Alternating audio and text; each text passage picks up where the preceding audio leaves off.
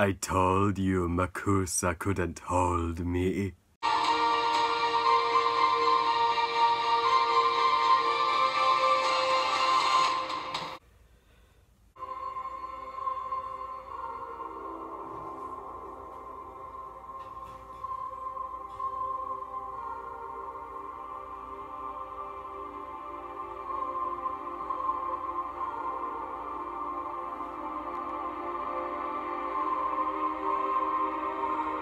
Fantastic Beasts: The Crimes of Grindelwald, first Harry Potter movie where there's no "and" in the title, directed once again by the best Harry Potter director David Yates, and is the 10th instalment of the Harry Potter franchise overall. So Crimes of Grindelwald tells the story taking place 6 months after the first Fantastic Beasts, where Grindelwald is being moved from Makusa to Europe, where he will be put on trial for his crimes against the Wizarding World, though he inevitably escapes and is rallying his followers and manipulating more and more to his cause to destroy all muggles and no-mages so that pure-blood wizards can rule. And even though Albus Dumbledore is the one wizard that's Grindelwald's equal, Dumbledore insists he can't, so he gives the task to Newt, who,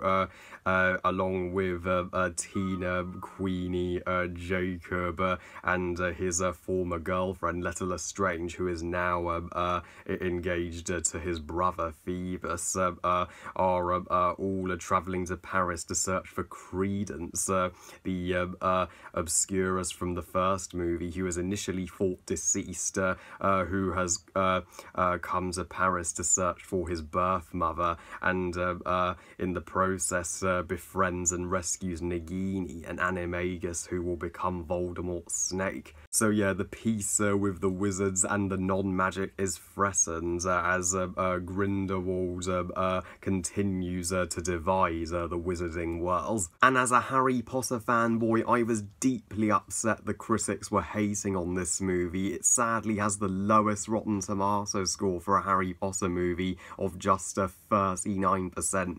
They're just blindingly hating this movie just because it's a prequel.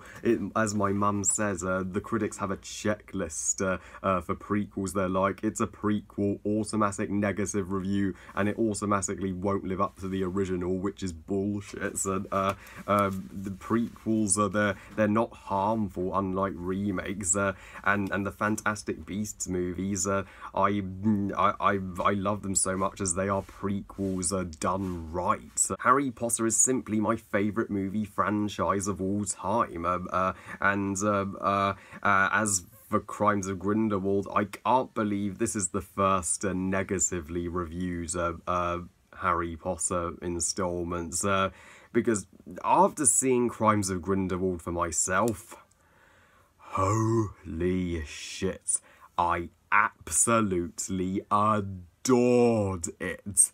This is the greatest Harry Potter movie ever made. It was my most anticipated movie of 2018, and I liked it even more than I thought I was. It is that's awesome. Yeah, and it's certainly my favourite movie of 2018. As for my positives, this is a different kind of Harry Potter movie.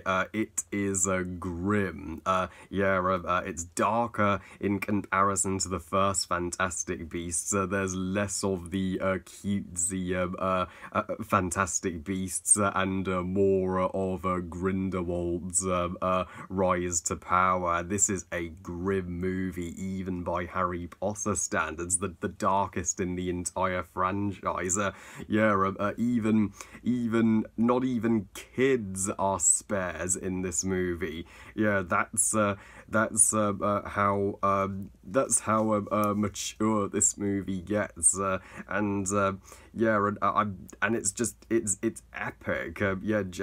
J.K. Rowling shows here that she is the greatest author who has ever lived, bar none. And her her writing here is at its very best. Not only is the writing from J.K. Rowling awesome, not only is David Yates's direction magnificent. Critics have bitched about the number of characters, but the Harry Potter movies had a huge cast, and you didn't complain then.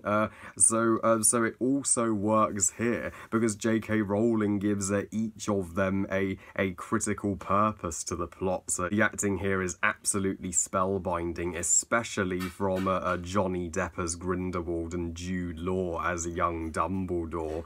Yeah, Jude Law is the best Dumbledore of the three. He's a deeper Dumbledore than Richard Harris and Michael Gambon. He isn't a Gandalf ripoff like the other two Dumbledores. We finally get to learn a little more about his backstory that we weren't told in the Harry Potter movies, and why that he simply is incapable of moving against Grindelwald. And Johnny Depp as Gellert Grindelwald. Johnny Depp's Grindelwald is one of my top 10 favourite movie villains now, and this is Johnny Depp's greatest role, period.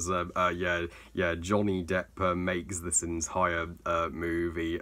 Grindelwald surpasses even Voldemort for me, as he is a manipulative villain, a master manipulator. He even, how he just puts on a nice guy actor to convince everybody that his cause is justified. And manipulative villains are my favourites. They are the most dangerous. My brothers, my sisters, magic blooms in rare souls. Not to mention the opening sequence where Grindelwald escapes Makusa in the carriage. That was a perfect opening to begin this movie. That opening alone will immediately get you on the edge of your seats. As for Newt, Newt in this movie, he's less shy than he was in the first. He grows into a little more of a badass as he realizes that at this point he doesn't have a choice but to pick a side, as this world is literally divided.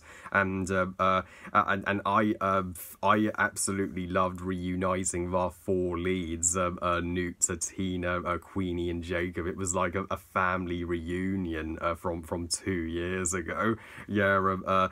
Jacob Kowalski is still as lovable here, and here's Scream when he's the nomad reacting to the wizarding world as we are. That will become a meme as Voldemort's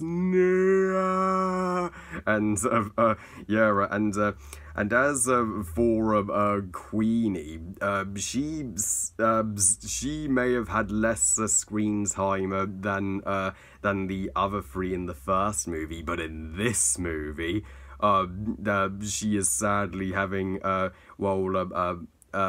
relationship issues with Jacob, as in the United States wizards and no-mages are forbidden to marry, so there is a dark and sinister twist and heart-wrenching twist with her character in the finale of this movie, which I won't spoil whatsoever. But Queenie is now my favourite character of the three. Her character went in a direction that was totally unexpected, and there's a love triangle with Tina, Newt, and Leta Lestrange, Newt's former girlfriend. Leta Lestrange, she has the saddest backstory since Snape in this franchise. I am so I am so satisfied we finally got to see her character in this movie after she was just mentioned in the first.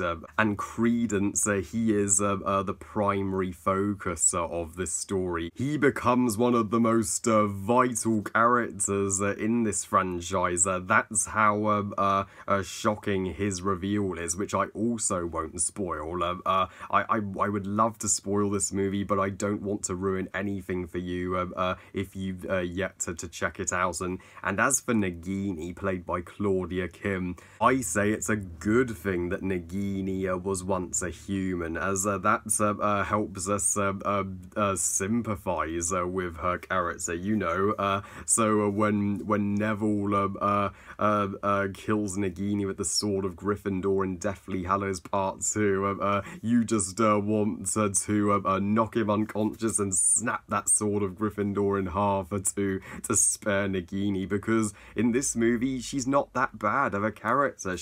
So I can't wait to see how J.K. Rowling explains Nagini becoming Voldemort's snake and Horcrux. And the beasts in this movie are as fantastic as ever. The Niffler here is more important to the plot this time around, and he or she even has baby Nifflers. Oh, they are the cutest, and the Zolu, the Chinese dragon and tiger-like creature from China, such an affectionate and loyal creature to Newt. So she may be my favourite of Newt's creatures, and yeah.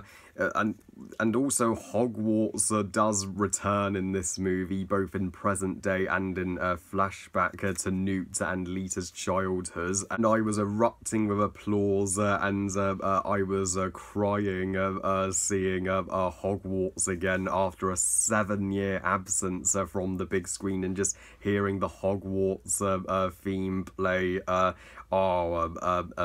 magical return to Hogwarts, and but thankfully the movie doesn't too heavily take place in Hogwarts. It's centered in a new location in 1920s Paris this time. That's why I favour the Fantastic Beasts movies over Harry Potter. They take place in more than one location in the wizarding world, so we get a bigger picture of the magical community, and to see the French Ministry of Magic, that